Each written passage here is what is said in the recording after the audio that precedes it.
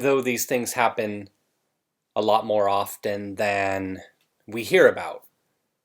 This story here, horrific moment. 4 18-year-olds are killed instantly when speeding driver fleeing cops smashes into them with such force it splits their car in half. What can you say?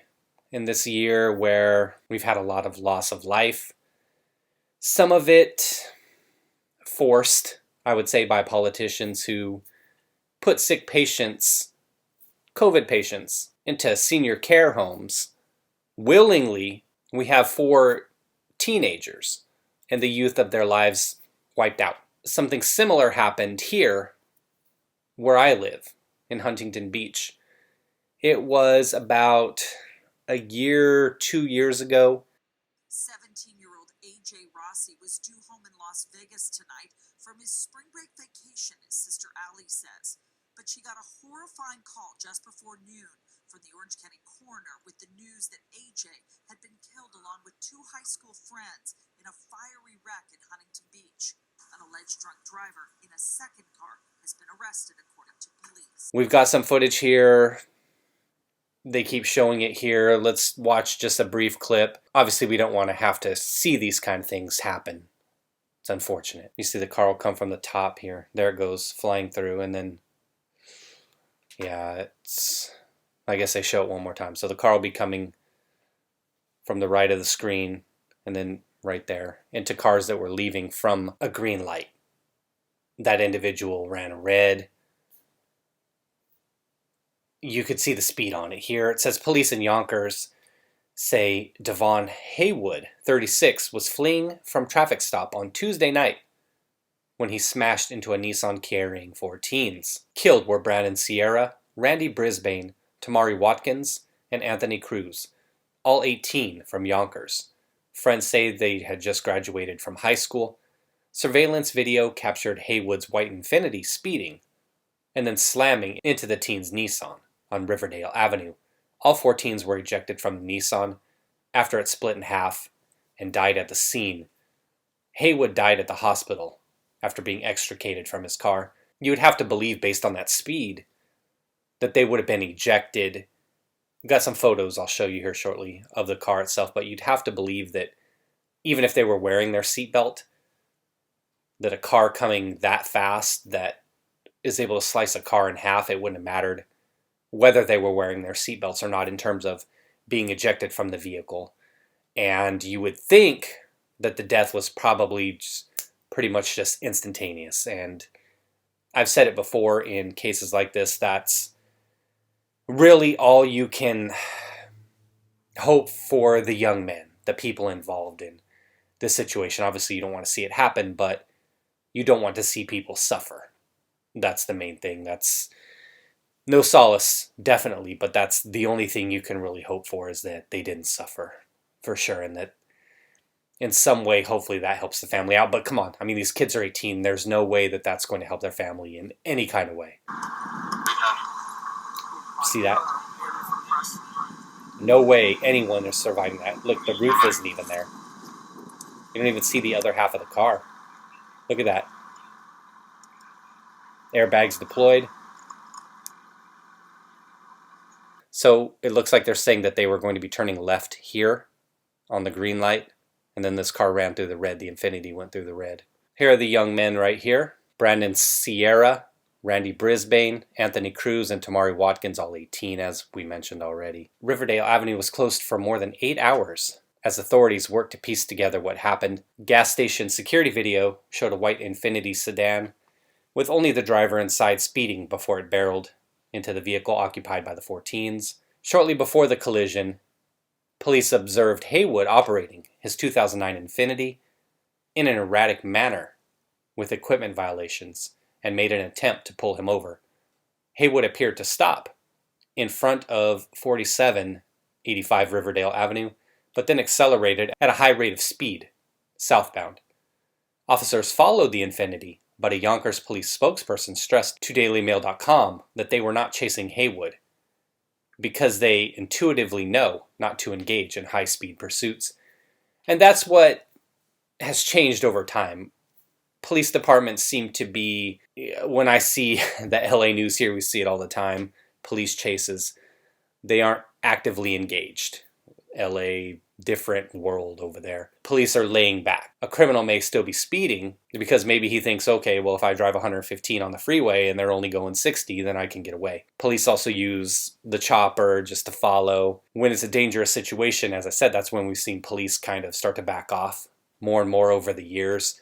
And it looks like that was the case here. I was just skimming through this article earlier and they talk about that. The Infiniti continued to accelerate beyond reckless speeds as it approached the intersection at Culver Street, where a silver 2006 Nissan sedan occupied by the four teenagers was making a right turn south onto Riverdale Avenue. As the Nissan entered the intersection, the Infiniti crashed into it, resulting in what police described as catastrophic damage to both vehicles. The force of the impact split the Nissan in half. All four occupants were ejected onto the roadway and were pronounced dead at the scene. The driver of the Nissan had to be extricated. Yeah, fuck him. The first officer arrived on the scene 15 seconds after the crash.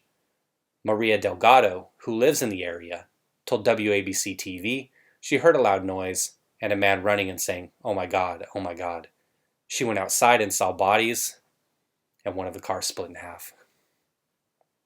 It's messed up. So that's what they're saying here is the officer was 15 seconds behind or arrived 15 seconds later. Now, we don't necessarily know, nobody busted out a stopwatch, but from that, at least we know that the officer wasn't right behind the Infiniti, trailing it, causing it to speed up. And that's what a lot of people want to know, right? That's what they want to know.